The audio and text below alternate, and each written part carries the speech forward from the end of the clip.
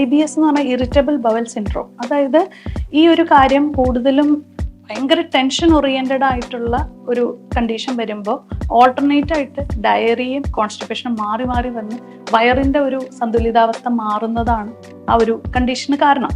അപ്പൊ അതുകൊണ്ടാണ് അവരുടെ ടെൻഷനെ കുറയ്ക്കാൻ വേണ്ടിയിട്ടാണ് ഈ ഒരു ആങ്സൈറ്റിയുടെ ടാബ്ലറ്റോ അല്ലെങ്കിൽ ഡിപ്രഷൻ്റെ ടാബ്ലറ്റോ കൊടുക്കുന്നത്. പക്ഷെ അതുകൊണ്ട് ഒരിക്കലും മൂലകാരണത്തിനെ ട്രീറ്റ് ചെയ്യപ്പെടുന്നില്ല എന്നുള്ളതാണ്. ഞാൻ ഒരു വീഡിയോ ചെയ്തിരുന്നു, ഓർമ്മയുണ്ടോ എന്നറിയില്ല, സന്തോഷം തരുന്ന ബാക്ടീരിയകളെ പറ്റി കേട്ടിട്ടുണ്ട്.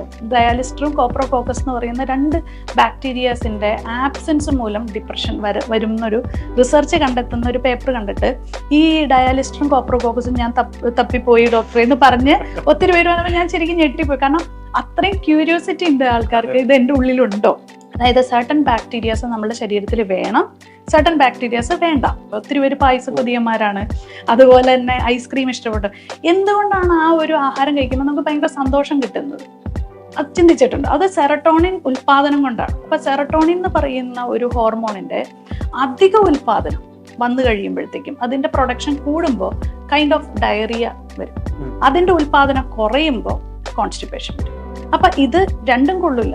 അപ്പൊ ശരിക്കും പറഞ്ഞാൽ ഒരു നോർമൽ രീതിയിലുള്ള സെറട്ടോണിൻ, അതുപോലെ തന്നെ ഡോപ്പമിൻ, ഇങ്ങനത്തെ കാര്യങ്ങളാണ് നമ്മൾക്ക് ഹാപ്പി ഹോർമോൺസ് ആയിട്ട് വയറിന്റെ ഉള്ളിൽ നിന്ന് സെക്രീറ്റ് ചെയ്യപ്പെടുന്നത്.